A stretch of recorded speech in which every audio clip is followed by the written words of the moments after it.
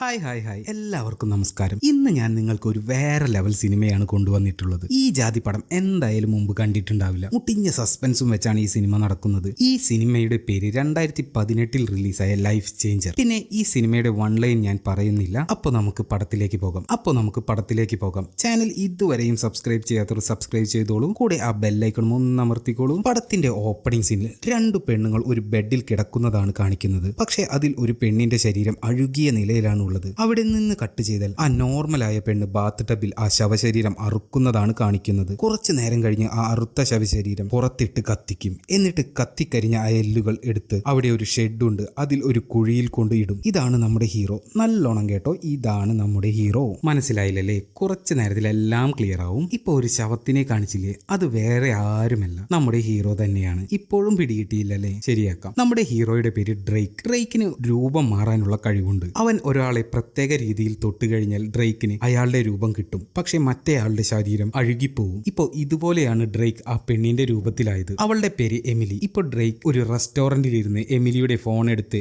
എന്റെ പേര് എമിലി എന്ന് റിപ്പീറ്റ്ലി പറഞ്ഞ് അവളുടെ വോയിസിൽ സംസാരിച്ച് പരിശീലിച്ചു കൊണ്ടിരിക്കുകയാണ്. അങ്ങനെ അവിടെ നിന്ന് നേരെ ഡ്രേക്ക് അവളുടെ വീട്ടിലേക്ക് പോകും. വീട്ടിൽ കയറി ചുറ്റും നോക്കുമ്പോൾ ഡ്രേക്കിന് കഞ്ചാവ് കിട്ടും. അതും അടിച്ച് അവിടെ സോഫയിൽ ഇരിക്കും. പെണ്ണിന്റെ ശരീരമാണേലും ഉള്ളിലുള്ളത് ആണല്ലേ, അതുകൊണ്ട് ഒരു ആണിന്റെ പോലെയാണ് ഇപ്പൊ പെരുമാറുന്നത്. അപ്പോ അവിടേക്ക് എമിലിയുടെ ഹസ്ബൻഡ് വന്ന്, എമിലി നീ എവിടെയായിരുന്നു? 3 ദിവസമായി നിന്നെ കാണാതായിട്ട് എന്ന് പറഞ്ഞ് ചീത്ത പറയുമ്പോൾ, ഏതവനായവൻ, ഞാൻ വന്നില്ലേ, പിന്നെന്താ നിനക്ക് എന്ന് പറഞ്ഞ് ചൂടായി ഡ്രേക്ക് പറയും, ഇതൊന്നും ശരിയല്ല, ഞാൻ ആദ്യം പോലീസ് സ്റ്റേഷനിൽ വിളിച്ച് കാര്യം പറയട്ടെ, നീ എത്തിയാൽ സ്റ്റേഷനിൽ ഇൻഫോം ചെയ്യണമെന്ന് പറഞ്ഞിട്ടുണ്ട് എന്ന് പറഞ്ഞ് ഹസ്ബൻഡ് ഫോൺ എടുക്കും. അയ്യോ, ഈ തെണ്ടിയെങ്ങാനും പോലീസിന് ഫോൺ ചെയ്താൽ പിന്നെ പണി പാളുമെന്ന് തോന്നി ഡ്രേക്ക് ടെൻഷനായി. എന്താ ചേട്ടാ, ഈ ചെറിയ കാര്യത്തിനൊക്കെ പോലീസിനെ വിളിക്കണം, ഞാൻ എത്തിയില്ലേ എന്ന് പറഞ്ഞ് അയാളെ കെട്ടിപ്പിടിക്കാൻ പോകുമ്പോൾ ഹസ്ബൻഡ് കൈ തട്ടി മാറ്റും. ഹസ്ബൻഡ് എന്തോ ശരിയല്ല എന്ന് പറഞ്ഞ് പോലീസിന് ഫോൺ ചെയ്യും. പണി പാളിയെന്ന് മനസ്സിലാക്കിയ ഡ്രേക്ക് അവിടെ ഉണ്ടായിരുന്ന വൈൻ ബോട്ടിലിന്റെ ഓപ്പണർ ഉപയോഗിച്ച് അയാളെ കുത്തിക്കൊല്ലും. എന്നിട്ട് ആ ബോഡി സേഫായി പ്ലാസ്റ്റിക് കവറിൽ ഡിസ്പോസ് ചെയ്യാനായി കെട്ടിവെക്കും. അടുത്ത സീനിൽ ഡ്രേക്ക് എമിലിയുടെ ശരീരത്തിൽ നോക്കുമ്പോൾ വയറിന്റെ ഭാഗത്ത് ഒരു പുണ്ണ് പോലെ ഉണ്ടാകും. കൈയൊക്കെ അഴുകാൻ തുടങ്ങിയ പോലെയുണ്ട്. എന്താ സംഭവം എന്ന് വെച്ചാൽ ഡ്രേക്ക് വേറെ ഒരു രൂപത്തിൽ മാറിക്കഴിഞ്ഞാൽ ആ ശരീരം അധികം നാളൊന്നും നല്ലപോലെ നിൽക്കുകയില്ല. മാക്സിമം 1-2 നാൾ അതിനുള്ളിൽ ശരീരം അഴുകാൻ തുടങ്ങും. ഇപ്പോ എമിലിയുടെ ശരീരം അഴുകാൻ ആരംഭിച്ചു. ശരിക്ക് പറഞ്ഞാൽ എമിലി മരിച്ചുപോയില്ലേ, ഈ ശരീരത്തിൽ ഡ്രേക്കിന്റെ ആത്മാവല്ലേ, അതുകൊണ്ടാണ് ഇങ്ങനെ നടക്കുന്നത്. ഡ്രേക്ക്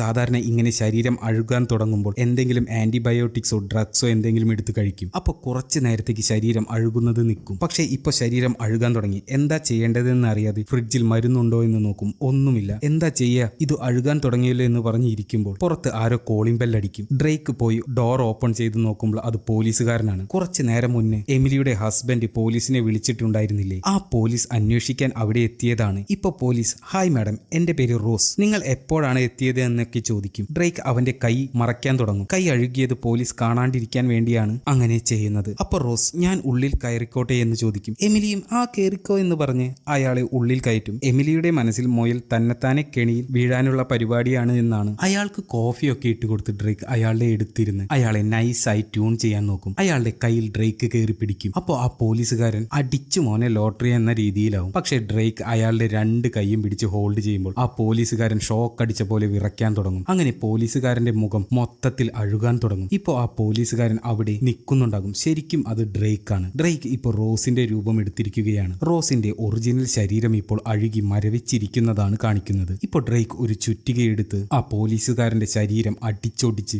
പീസാക്കി ഒരു ബാഗിലാക്കി പുറത്തേക്ക് വരും. അപ്പോൾ അവിടേക്ക് ഒരു പിസ്സക്കാരൻ വരും. എമിലി ആയിരുന്ന സമയത്ത് പിസ്സ ഓർഡർ ചെയ്തിരുന്നു. ആ പിസ്സക്കാരനാണ് ഇത്. ഡ്രേക്ക് ഇപ്പൊ പിസ്സയും മേടിച്ച് കാറിൽ കയറും. അപ്പോൾ ആ പിസ്സക്കാരൻ സാറിന്റെ വീട് കത്തുന്നു, നോക്ക് സാർ എന്ന് പറഞ്ഞ് കാറിന്റെ അവിടേക്ക് വരും. പക്ഷെ ഡ്രേക്ക് നേരെ പോലീസ് വണ്ടിയും എടുത്ത് ഒന്നും മൈൻഡ് വെക്കാതെ അവിടെ നിന്ന് പോകും. ഡ്രേക്കിന്റെ ഈ പവർ ശരിക്കും ഒരു ശാപമാണ്. ഇങ്ങനെ ശരീരം ചേഞ്ച് ആകുമ്പോൾ ആ ശരീരത്തിൽ എന്തെങ്കിലും പ്രശ്നങ്ങൾ ഉണ്ടെങ്കിൽ അത് പെട്ടെന്ന് തന്നെ ഇങ്ങനെ ജീർണിക്കാൻ തുടങ്ങും. ഇപ്പൊ പോലീസുകാരന്റെ ശരീരത്തിൽ കയറിയിട്ട് 1-2 മണിക്കൂറായിട്ടുള്ളൂ. അതിനുള്ളിൽ തന്നെ അത് അഴുകാൻ തുടങ്ങും. ശരീരം അഴുകാതിരിക്കാൻ വേണ്ടി ഡ്രഗ്സോ അല്ലെങ്കിൽ ആന്റിബയോട്ടിക്സോ കഴിക്കണം. അതിനുവേണ്ടി ഡ്രഗ്സ് ഡീല് ചെയ്യുന്ന കുറച്ച് പിള്ളേരുടെ അടുത്തേക്ക് പോകും. പോലീസുകാർ കണ്ടതും അവിടെ ഉണ്ടായിരുന്ന ചെക്കന്മാർ പേടിച്ച് ഓടാൻ തുടങ്ങും. അതിൽ ഒരുത്തൻ മാത്രം പെടും. ഡ്രേക്ക് അവന്റെ പോക്കറ്റിൽ നിന്ന് ഡ്രഗ്സ് എടുത്ത് നേരെ കാറിൽ കയറി അത് ഉപയോഗിക്കും. അപ്പോൾ കുറച്ച് നേരത്തേക്ക് ബോഡി സ്റ്റേബിൾ ആവും. അങ്ങനെ ഡ്രേക്ക് നേരെ ഒരു ബാറിലേക്ക് പോകും. ഡ്രേക്ക് സ്ഥിരമായി പോകുന്ന ബാറാണെന്ന് തോന്നുന്നു. അവൻ കാറിൽ നിന്ന് പുറത്തിറങ്ങിയതും ഹീറോന്റെ അടുത്തേക്ക് ഒരു നായ ഓടി വരും. അതിന് നല്ലോണം അറിയാം ശരീരത്തിൽ ഡ്രേക്കാണ് ഉള്ളത് എന്ന്. ഡ്രേക്ക് അതിനെ കൊഞ്ചിച്ച് ബാറിന്റെ ഉള്ളിലേക്ക് കയറും. ഉള്ളിലേക്ക് കയറിയതും ഹീറോ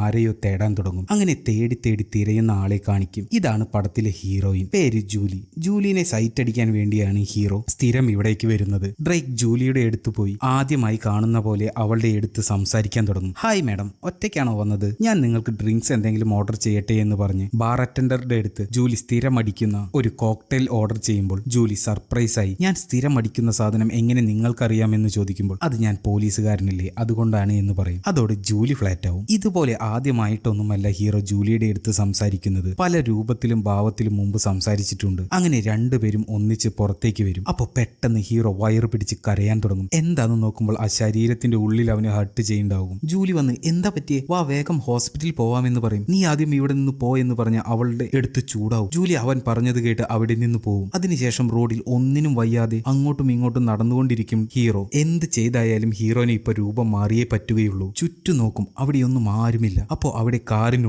ഒരുത്തൻ ഒരു പെണ്ണിന്റെ ഒപ്പം ഇരുന്ന് സംസാരിച്ചു കൊണ്ടിരിക്കുന്നുണ്ടാകും. ഹീറോ പോലീസുകാരന്റെ ബാഡ്ജ് കാണിച്ച് ഗ്ലാസ് ഓപ്പൺ ചെയ്യാൻ പറയും. കാറിൽ ഇരുന്ന ആളും ഗ്ലാസ് ഓപ്പൺ ചെയ്ത് സാർ എന്താ പ്രശ്നം, ഞങ്ങൾ ചുമ്മാ സംസാരിച്ചു കൊണ്ടിരിക്കുകയാണ്, ഇത് എന്റെ ഫ്രണ്ടാണ്. ഹീറോ ഗണ്ണെടുത്ത് ആ പെണ്ണിനോട് നീ ഇവിടെ നിന്ന് പോവാൻ പറയും. ആ പെണ്ണും പേടിച്ച് അവിടെ നിന്ന് പോവും. എന്നിട്ട് ഹീറോ കാറിന്റെ ഉള്ളിലേക്ക് കയറും. ഇയാളുടെ പേര് സാം. ഇപ്പോ സാം, സാർ നിങ്ങൾ എന്താ ചെയ്യുന്നേ, എന്തിനാ നിങ്ങൾ ഇങ്ങനെയൊക്കെ ചെയ്യുന്നത് എന്ന് ചോദിച്ചുകൊണ്ടിരിക്കുമ്പോൾ ഇപ്പോ കാറിന്റെ പുറംവശം കാണിക്കും. അപ്പോൾ കാർ മൊത്തത്തിൽ കിടന്ന് കുലുങ്ങുന്നതാണ് കാണിക്കുന്നത്. അങ്ങനെ സാമിന്റെ കാര്യത്തിൽ തീരുമാനമാവും. അങ്ങനെ എപ്പോഴത്തെയും പോലെ ആ ബോഡിയെ ഡിസ്പോസ് ചെയ്തുകൊണ്ടിരിക്കുമ്പോൾ സാമിന്റെ ഫോണിലേക്ക് ഒരു കോൾ വരും. ഫോൺ എടുത്ത് നോക്കുമ്പോൾ മേരി എന്ന ഒരാൾ കോൾ ചെയ്യുന്നുണ്ടാകും. അത് സാമിന്റെ വൈഫാണ്. ഫോൺ എടുത്തതും നിങ്ങൾ ഇത് എവിടെയാ, വേഗം വീട്ടിലേക്ക് വരാൻ മേരി പറയും. അങ്ങനെ ഹീറോയും കാർ എടുത്ത് സാമിന്റെ വീട്ടിലേക്ക് എത്തും. വീട്ടിൽ കയറി നോക്കുമ്പോൾ സാമിന്റെ വൈഫ് ഹീറോനെ ദേഷ്യത്തിൽ നോക്കുന്നുണ്ടാകും. ഹീറോ നൈസായി റൂമിൽ പോയി സമാധാനത്തിൽ ഉറങ്ങാൻ കിടക്കും. ആക്ച്വലി ഹീറോയ്ക്ക് നല്ല സന്തോഷത്തിലാണ് ഉള്ളത്. കാരണം ഈ സാമിന്റെ ബോഡി നല്ല ഹെൽത്തിയാണ്. കുറച്ച് നാളത്തേക്ക് ഈ ശരീരം മതി. അടുത്ത ദിവസം രാവിലെ ഹീറോ നല്ല ഉറക്കത്തിലാണ്.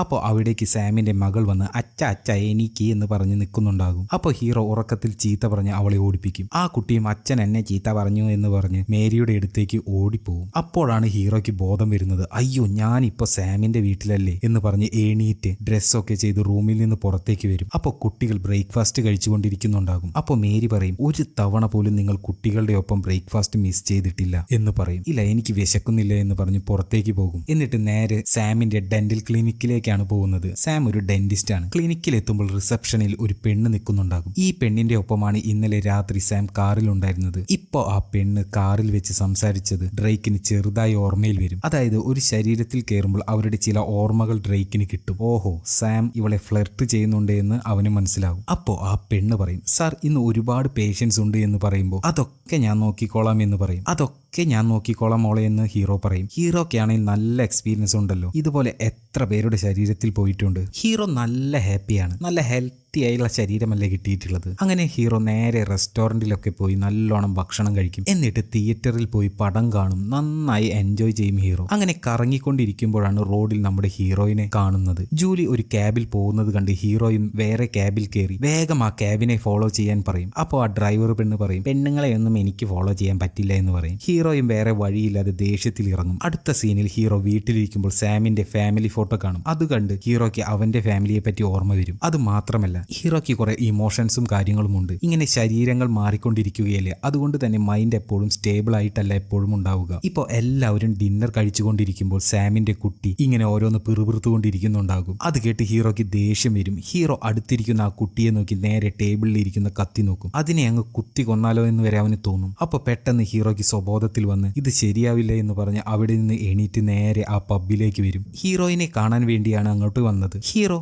അവളെയും കാത്ത് അവിടെ ഇരിക്കുമ്പോൾ ജൂലി വന്നിരുന്ന് സാർ എന്നെ നിങ്ങൾക്ക് അറിയാമോ എന്ന് ചോദിക്കും. എന്താ സംഭവം എന്ന് വെച്ചാൽ സാം ഒരു ഡെന്റിസ്റ്റ് അല്ലേ, ഞാൻ അവിടേക്ക് വന്നിട്ടുണ്ട് എന്ന് ജൂലി പറയും. അപ്പോൾ ഹീറോയും ഞാനും നിങ്ങളെ എവിടെയോ കണ്ടിട്ടുണ്ട് എന്ന് പറഞ്ഞ് സംസാരിക്കാൻ തുടങ്ങും. അങ്ങനെ ജൂലി അവളുടെ ലൈഫിനെ പറ്റി പറയാൻ തുടങ്ങും. എനിക്ക് പറയാൻ ഇപ്പോൾ ആരുമില്ല. 3 വയസ്സുള്ള ഒരു മകനും പിന്നെ ഹസ്ബൻഡും ഉണ്ടായിരുന്നു. ഒരു ആക്സിഡന്റിൽ എന്റെ മകൻ മരിച്ചു. അങ്ങനെ ആ അവസ്ഥയിൽ നിൽക്കുമ്പോൾ എന്റെ ഹസ്ബൻഡ് എന്നോട് നല്ല കെയറിംഗ് ആയിരുന്നു. പെട്ടെന്ന് ഒരു ദിവസം അയാളും എന്നെ ഉപേക്ഷിച്ചിട്ട് പോയി. അങ്ങനെ ഈ ഒറ്റപ്പെടലിൽ നിന്ന് രക്ഷപ്പെടാൻ വേണ്ടി ഞാൻ എന്നും ഇവിടേക്ക് വരും. അങ്ങനെ സംസാരിച്ചു സംസാരിച്ചു കൊണ്ടിരിക്കുമ്പോൾ ഹീറോയ്ക്ക് പെട്ടെന്ന് കഴുത്ത് വേദനിക്കാൻ തുടങ്ങും. ഹീറോ വേഗം റെസ്റ്റ് റൂമിൽ പോയി നോക്കുമ്പോൾ ആ ശരീരം അഴുകാൻ തുടങ്ങി. അങ്ങനെ അവിടെ നിന്ന് ഇറങ്ങി വീട്ടിൽ പോവാതെ ഒരു മോട്ടലിൽ സ്റ്റേ ചെയ്യും. അവിടെ കിടന്ന് ഇനി എന്ത് ചെയ്യുമെന്ന് ആലോചിച്ച് ഹീറോ ഉറങ്ങിപ്പോവും. കുറച്ചു നേരം കഴിഞ്ഞ് പെട്ടെന്ന് ഹീറോ ഉറക്കത്തിൽ നിന്ന് എണീറ്റ് നോക്കുമ്പോൾ ശരീരത്തിന്റെ ഒരു വശം മൊത്തം അഴുകി. ഇപ്പൊ പുറത്തേക്ക് പോകാനും പറ്റില്ല. അപ്പോ ഹീറോ സാമിന്റെ ക്ലിനിക്കിലുള്ള റിസപ്ഷനിസ്റ്റിനെ വിളിച്ച് ഒരു ഹെൽപ്പ് വേണം, അത്യാവശ്യമാണ്, നീ പെട്ടെന്ന് ഹോട്ടലിലേക്ക് വരണമെന്ന് പറയും. അവളും എന്തായതാന്ന് വെച്ച് ഓടിപ്പടഞ്ഞ് ഹോട്ടലിലേക്ക് എത്തും. റൂമിൽ വന്ന് അവൾ പറയും, സാർ രാത്രി 12 മണിയായി, നിങ്ങൾക്ക് എന്താ പറ്റിയേ, എന്തിനാ എന്നെ വിളിച്ചതെന്ന് ചോദിക്കും. ഹീറോ അവിടെ കിടന്നിടത്ത് കിടന്ന് വേഗം എന്റെ അടുത്തേക്ക് വായി, എനിക്ക് ഒട്ടും വയ്യ എന്ന് പറയും. അവളും എടുത്തുപോയി നോക്കുമ്പോൾ ഹീറോ ഒരു അഴുകിയ ശവം പോലെ കിടക്കുന്നുണ്ടാകും. ഇത് കണ്ട് അവൾ പേടിക്കും.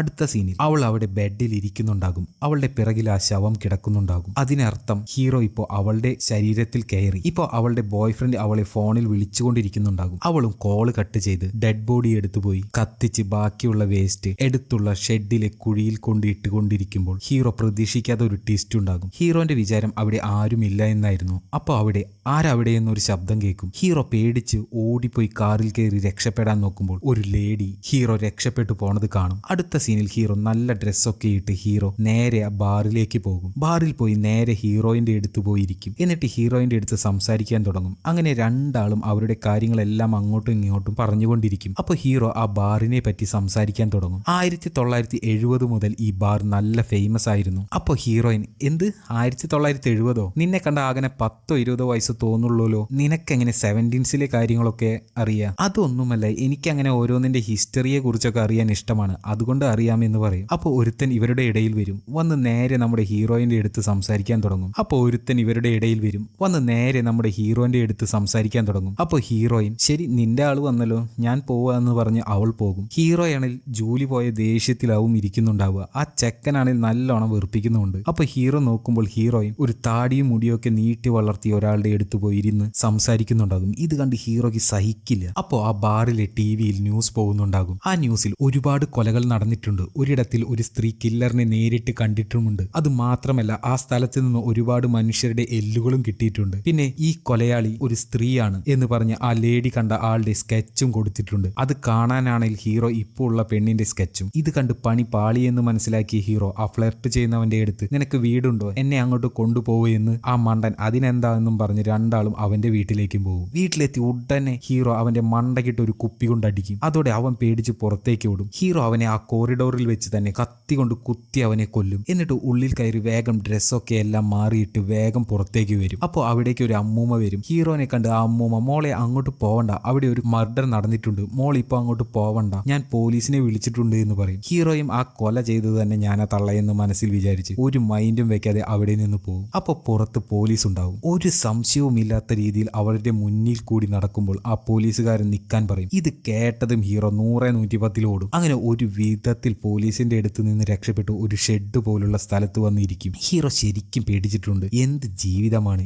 എന്നും ഈ ഓട്ടം മാത്രം എന്ന് ഇങ്ങനെ ആലോചിച്ചു കൊണ്ടിരിക്കുമ്പോൾ ആ പെൺകുട്ടിയുടെ ബോയ്ഫ്രണ്ട് ഫോണിൽ വിളിക്കും. ഹീറോയും ഇപ്പോൾ ഉള്ള അഡ്രസ് കൊടുത്ത് എന്നെ പിക്ക് ചെയ്യാൻ വരാൻ പറയും. ബോയ്ഫ്രണ്ട് വന്നതും അവളോട്, മര്യാദയ്ക്ക് എൻ്റെ ഒപ്പം വന്നു, എനിക്ക് നിന്നെ പോലീസ് സ്റ്റേഷനിൽ കൊണ്ടുപോകണം, നീ ചെയ്ത കൊലയ്ക്ക് പോലീസുകാർ എന്നെയാണ് പിടിക്കാൻ നോക്കുന്നത്. അപ്പോൾ ഹീറോ ഇവന്റെ ഒപ്പം പോയാൽ പണി പാളും എന്ന് മനസ്സിലാക്കി അവന്റെ ശരീരത്തിൽ കയറിയാലും പ്രോബ്ലമാണ്, അതുകൊണ്ട് അവനെ അടിച്ചുകൊന്ന് അവിടെ നിന്ന് രക്ഷപ്പെടും. എന്നിട്ട് ഒരു സ്ഥലത്ത് പോയി നിൽക്കുമ്പോൾ ഹീറോയിൻ ഇന്നലെ ബാറിൽ കണ്ട ആളുടെ ഒപ്പം നടന്നുപോയി ഒരു റെസ്റ്റോറന്റിൽ ഭക്ഷണം കഴിക്കുന്നത് കാണും. ഓ ഇത്രയ്ക്കായോ ഇവരുടെ റിലേഷൻഷിപ്പ് എന്ന് ഹീറോ ആലോചിച്ച് നിൽക്കുമ്പോൾ കൈ വേദനിക്കാൻ തുടങ്ങും. ഹീറോ കയ്യിൽ നോക്കുമ്പോൾ ആ പെണ്ണിന്റെ ശരീരവും അഴുകാൻ തുടങ്ങിയിട്ടുണ്ട്. അപ്പോൾ ഹീറോയ്ക്ക് മനസ്സിൽ 2 ലഡ് പൊട്ടും. എന്താന്ന് വെച്ചാൽ ഹീറോ നേരെ ഹീറോയിന്റെ ബോയ്ഫ്രണ്ടിനെ ഫോളോ ചെയ്യാൻ തുടങ്ങും. അങ്ങനെ അന്ന് രാത്രി അയാൾ വീട്ടിൽ ജോലി ചെയ്തുകൊണ്ടിരിക്കുമ്പോൾ കോളിംഗ് ബെൽ ശബ്ദം കേൾക്കും. അയാളും ആരാണെന്ന് നോക്കാൻ വാതിൽ തുറന്നു നോക്കുമ്പോൾ ഹീറോ ആ പെണ്ണിന്റെ ശരീരത്തിൽ അഴുകി തുടങ്ങിയ അവസ്ഥയിൽ നിൽക്കുന്നുണ്ടാവും. അടുത്ത സീനിൽ ഹീറോയിന്റെ ബോയ്ഫ്രണ്ട് ഹീറോയിനെ ഫോൺ ചെയ്യുന്നതാണ് കാണിക്കുന്നത്. ഇപ്പോൾ ഹീറോ ഇയാളുടെ രൂപത്തിലാണ് ഉള്ളത്. ഫോൺ വിളിച്ച്, ഇന്നലെ നൈറ്റ് മുഴുവനും നിന്റെ ഒപ്പം ചിലവഴിച്ചില്ലേ, എനിക്ക് നിന്നെ പിരിഞ്ഞിരിക്കാൻ പറ്റുന്നില്ല,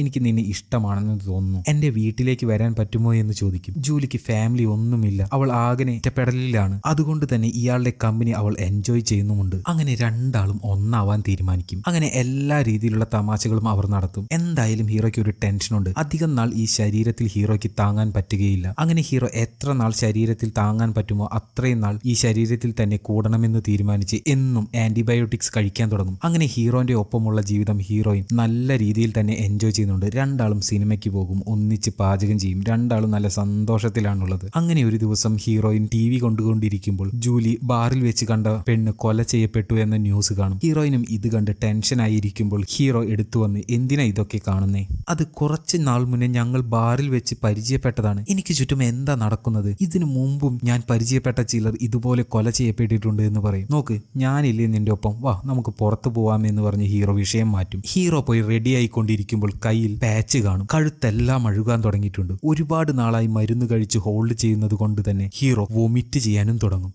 എന്തു പറ്റി, വേഗം വാ എന്ന് പറഞ്ഞ് ജൂലി പുറത്തുനിന്ന് വിളിച്ചുകൊണ്ടിരിക്കുന്നുണ്ടാകും. പക്ഷെ ഹീറോനെ എന്താ ചെയ്യേണ്ടത് എന്നറിയാതെ സമാധാനപ്പെട്ട് പുറത്തേക്ക് വരും. ഇങ്ങനെ ശരീരം അഴുകാൻ തുടങ്ങുമ്പോൾ ഹീറോയ്ക്ക് ടെൻഷനും ഡിപ്രഷനും എല്ലാം ഉണ്ടാകും. ഒറ്റ കാര്യം പോലും ആൾക്ക് ചിന്തിക്കാൻ പോലും പറ്റുകയില്ല. അങ്ങനെയാണ് ഇത്രയും കൊലകൾ ആൾ ചെയ്തു കൂട്ടിയത്. അങ്ങനെ ഹീറോ അവന്റെ എല്ലാ ദേഷ്യവും അടക്കി പിടിച്ച് നീ അവിടെ പോയിരിക്കും, ഞാൻ ഇപ്പൊ വരാം എന്ന് പറഞ്ഞ് ഹീറോ ഒരു തീരുമാനമെടുക്കും. ഹീറോയിന്റെ അടുത്ത് എല്ലാം തുറന്നു പറയാമെന്ന്. അങ്ങനെ പേടിച്ച് ഹീറോ സംസാരിക്കാൻ തുടങ്ങും. ഹീറോ പറയും, നിനക്ക് എന്റെ വയസ്സ് എത്രയാണ് അറിയാമോ എന്ന് ചോദിക്കും. ഞാൻ ജനിച്ചത് 1954 ഹീറോയിൻ ഇത് കേട്ട് ചുമ്മാ കളിപ്പിക്കല്ലേ എന്ന് പറയും. നിനക്ക് വിശ്വസിക്കാൻ പറ്റുന്നില്ലാലേ, എനിക്ക് ഒരു ശാപമുണ്ട്. ഇത് ശാപമാണോ വരമാണോ എന്ന് എനിക്കറിയില്ല. ഇതിനെപ്പറ്റി എനിക്ക് 10 വയസ്സിലാണ് മനസ്സിലായത്. ഞാൻ അറിയാതെ ഒരു ദിവസം എന്റെ അമ്മയുടെ കയ്യിൽ പിടിച്ചു. അതിനുശേഷമാണ് എനിക്ക് മനസ്സിലായത് ഞാൻ കൈ പിടിച്ചയാളുടെ രൂപത്തിലേക്ക് ഞാൻ മാറുമെന്ന്. അങ്ങനെ ഞാൻ കുറച്ചുനാൾ അമ്മയുടെ രൂപത്തിലായിരുന്നു ഉണ്ടായിരുന്നത്. ഹീറോനെ കൊണ്ട് പ്രോപ്പറായി ഒരു ശരീരത്തിൽ തങ്ങാൻ പറ്റുകയില്ല. അതുകൊണ്ട് ഹീറോ ഓരോ ശരീരത്തിൽ മാറിക്കൊണ്ടിരിക്കും. എപ്പോഴൊക്കെ ഞാൻ ശരീരം മാറുന്നു അപ്പോഴെല്ലാം ശരീരത്തിന്റെ യഥാർത്ഥ അവകാശികൾ മരണപ്പെടും. ഇങ്ങനെ ഹീറോ പറഞ്ഞുകൊണ്ടിരിക്കുമ്പോൾ നോക്ക്, എന്റെ ഫാമിലി പോയതിനു ശേഷം ഞാൻ നല്ല ഡിപ്രഷനിലായിരുന്നു. നിങ്ങളുടെ ഒപ്പം ജീവിക്കാൻ തുടങ്ങിയപ്പോഴാണ് ഞാൻ ഒരു നല്ല മൈൻഡ് സെറ്റിലേക്ക് തന്നെ വന്നത്. ഇപ്പൊ നിങ്ങളും ഇങ്ങനെ ഓരോ കഥ പറഞ്ഞ് എന്നെ ഒഴിവാക്കാൻ നോക്കുന്നു. നിങ്ങളെങ്കിലും എനിക്ക് നല്ലൊരു ജീവിതം തരുമെന്ന് വെച്ചു. ഞാൻ പോവുകയാണ് എന്ന് പറഞ്ഞ് ഹീറോയിൻ അവിടെ നിന്ന് പോകുമ്പോൾ അപ്പോ ഹീറോ, ഞാൻ പറയുന്നത് കേക്ക്, എന്റെ പേര് എന്താണെന്ന് നിനക്കറിയുമോ? എന്റെ പേര് ഡ്രേക്ക്. ഞാൻ നിന്നെ ആദ്യമായിട്ടൊന്നുമല്ല കാണുന്നത്. ഞാൻ നിന്നെ പല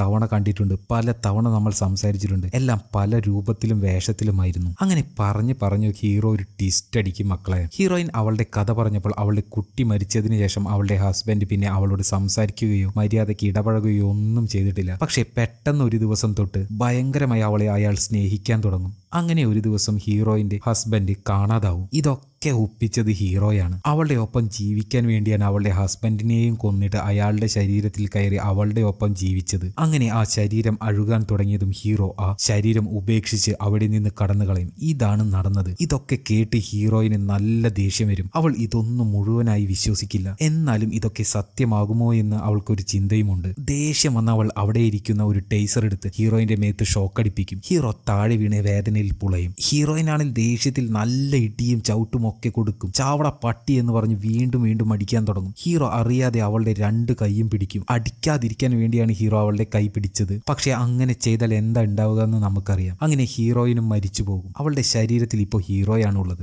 ഹീറോയിന്റെ ശരീരത്തിന്റെ മുന്നിൽ ഇരുന്ന് ഞാൻ അറിയാതെ ചെയ്തതാണ് എന്ന് പറഞ്ഞ് കരഞ്ഞുകൊണ്ടിരിക്കും. അടുത്ത സീനിൽ ഹീറോ ആ ബാറിൽ ഇരിക്കുന്നതാണ് കാണിക്കുന്നത്. ആ ബാർ അറ്റൻഡർ അവിടെ ഇരിക്കുന്നത് ജൂലിയാണ് എന്ന് കരുതി ഡ്രിങ്ക്സ് ഒക്കെ ഒഴിച്ചു കൊടുക്കും. എന്നിട്ട് എവിടെയായിരുന്നു, കുറെ ആയല്ലോ കണ്ടിട്ട് എന്ന് ചോദിക്കും. കുറച്ച് പ്രശ്നങ്ങളിലായിരുന്നു, എല്ലാം ഞാൻ ഒറ്റയ്ക്കാണ് ഫേസ് ചെയ്തത്. എനിക്ക് കുറച്ചെങ്കിലും സമാധാനം കിട്ടുന്നത് ഇവിടെ വരുമ്പോഴാണ് എന്ന് പറഞ്ഞ് കരയുമ്പോൾ ഇവൾ ഇങ്ങനെയൊന്നും കരയില്ലല്ലോ എന്ന് ആ ബാർ അറ്റൻഡർ വിചാരിക്കും. ഹീറോ താൻ സ്നേഹിച്ച പെണ്ണിനെ തന്നെ കൊന്നതിന്റെ ദേഷ്യത്തിലും വിഷമത്തിലുമാണ് ഉള്ളത്. ഇനി ഞാൻ ജീവിച്ചിരിക്കാൻ പാടില്ല എന്ന് തീരുമാനിച്ച് അതിനുവേണ്ടി ഹീറോ ഇനി വേറെ ഒരു ബോഡിയിലേക്ക് സ്വാപ്പ് ചെയ്യാതെ ബോഡി അഴുകിയിട്ടും ബെഡിൽ തന്നെ കിടക്കും. ഇതുവരയ്ക്കും ഹീറോ താനുള്ള ബോഡി ഇങ്ങനെ അഴുകാൻ സമ്മതിച്ചിട്ടില്ല. അതിനു മുമ്പേ തന്നെ ബോഡി മാറ്റും. അങ്ങനെ ആദ്യമായാണ് ഇങ്ങനെ ചെയ്യുന്നത്. അങ്ങനെ ശരീരം അഴുകി മമ്മിയെ പോലെ ആവാൻ തുടങ്ങും. അപ്പോഴാണ് ഹീറോയ്ക്കും നമുക്കും വേറെ ഒരു ട്വിസ്റ്റ് കാണിക്കുന്നത്. എന്താണെന്ന് നോക്കിയാൽ ഈ ശരീരം അഴുകി ഒരു മുട്ട പോലെയാവും. അങ്ങനെ കുറച്ചു നേരം കഴിഞ്ഞ് ആ മുട്ട പൊളിച്ച് ഒരു കൈ പുറത്തേക്ക് വരാൻ തുടങ്ങും. അത് ഒരു വയസ്സായ ആളാണ്. ഇതാണ് ശരിക്കും നമ്മുടെ ഹീറോ